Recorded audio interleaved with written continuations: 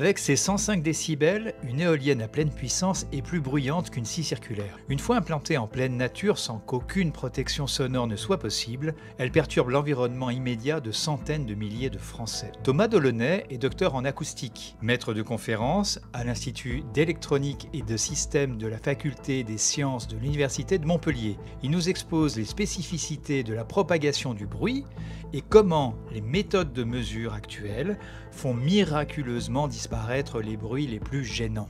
Le protocole, on va dire, de réalisation d'une étude d'impact telle qu'on les voit dans les enquêtes publiques sont le résultat effectivement d'une simulation. Il y a un gros problème de fiabilité, vraiment très gros.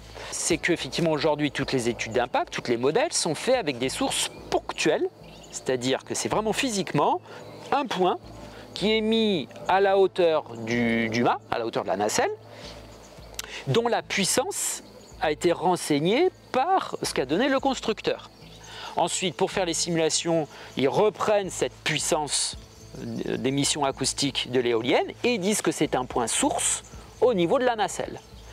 Et c'est là, à mon sens, qu'il y a un gros défaut, c'est qu'en acoustique, pour qu'une source soit ponctuelle et que l'hypothèse d'une source ponctuelle soit valable, il faut que la dimension de votre élément qui rayonne soit petit devant la longueur de l'onde.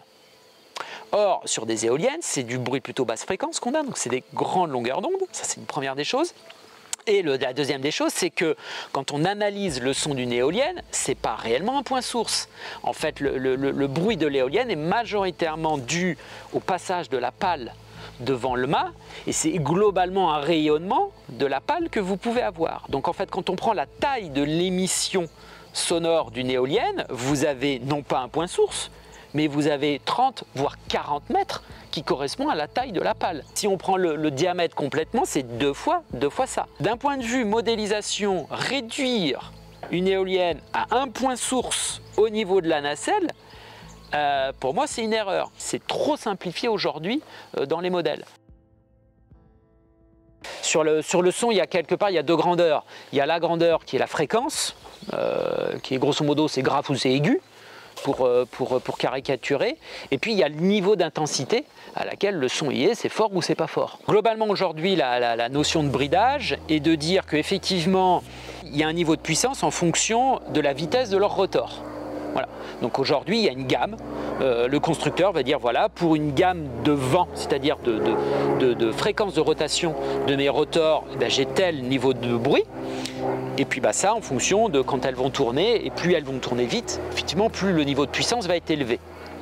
Donc aujourd'hui les méthodes de bridage, c'est de dire bah, si effectivement mon vent dépasse un certain seuil, les pales d'éoliennes vont tourner effectivement plus rapidement, faire plus de bruit, et effectivement selon mon étude d'impact, j'ai vu que là je pouvais dépasser, donc je bride mon éolienne pour qu'elle tourne à une vitesse moins forte et que le bruit soit moins élevé. Que si vous avez une éolienne qui tourne 2 fois moins vite, elle va produire 8 fois moins d'électricité. Donc c'est énorme. Donc si elle ne fait que déjà tourner que 2 fois moins vite, elle produit 2 MW divisé par 8. Voilà. Donc effectivement, les politiques de bridage, bah, ça ne va pas aller pour eux, parce que si même ils les brident un tout petit peu, ça va tout de suite chuter en production électrique. Donc ils n'ont pas forcément aussi non plus un grand intérêt à le faire. Globalement, dans l'Europe, on peut même extrapoler ça à l'Europe, globalement elles tournent toutes quand on est sous anticyclone, et elles ne tournent pas beaucoup quand on est en toute dépression. Donc ça veut dire que si par exemple la France produit beaucoup parce qu'il y a ces éoliennes, bah, elle ne va pas vraiment aller la vendre ailleurs, parce qu'ailleurs ils en ont produit aussi beaucoup. Donc oui. En termes de centralisation de réseau, ça coûte cher au final, parce que aujourd'hui ce serait effectivement plus rentable aujourd'hui de faire des grosses centrales de production, ça coûte moins cher en termes de réseau. L'appareil auditif tel que le nôtre est un super capteur. On a un capteur qui est vraiment très fin. Le seuil de notre oreille c'est 20 micropascales. Donc c'est vraiment des unités, des grandeurs qui sont vraiment très faibles. On a une un éventail de mesures d'intensité de l'oreille qui est bien plus importante que la vue, quelque part. Notre récepteur auditif est très sensible et du coup, la moindre variation, on va les entendre. Voilà. Le bruit, et surtout à ces distances-là, il est très fortement conditionné par les conditions météo. Vous avez d'énormes variations en fonction des conditions météo, qui sont de l'ordre de peut-être 10 ou une dizaine de dB, c'est énorme. Effectivement, une éolienne peut sur l'année ne pas faire de bruit, c'est d'accord, mais elle peut 6 mois faire du bruit, 6 mois pas faire de bruit. Donc qu'est-ce qu'on dit? On dit que c'est bon, alors que pendant 6 mois du temps, vous allez être embêté. Pour moi, ces protocoles de Moyen-Âge ne sont pas judicieux parce que ça ne représente pas la gêne que vous pouvez avoir. Sur l'aspect acoustique, en fait, ils ont fait une discrimination de la population selon leur niveau d'exposition aux éoliennes, mais c'est un niveau d'exposition qui a été calculé, c'est pas du mesuré. Et donc dans l'étude canadienne, c'est ce qui s'est passé, ils ont fait une cartographie théorique. Et ils ont dit, voilà, les gens qui sont là, ils sont grosso modo à des niveaux de tant de dB d'exposition par rapport aux éoliennes. Et puis derrière, ils ont conclu les effets au niveau de la santé qu'ils ont mesurés par ailleurs. Mais effectivement, il y a quand même vraiment une importance qui est majeure. Mais c'est vraiment pas de l'ordre du négligeable. C'est-à-dire qu'à 1 km, 1 km et demi, vous pouvez avoir 10 dB d'écart de mesure, ce qui est énorme. Et si vous regardez également ce qui, moi, m'horripile également sur la loi, et ce que je trouve dommage qu'effectivement les projets de loi ne vont pas dans ce sens-là, c'est d'avoir dit qu'on ne recherchait pas les émergences jusqu'à 35 dB. Ça, pour moi, c'est une aberration. C'est une aberration. Parce qu'en campagne, vous avez des niveaux de bruit qui sont largement en dessous de 35 dB. Très nettement. Mais votre éolienne, elle fait 34 dB, on dit que c'est bon.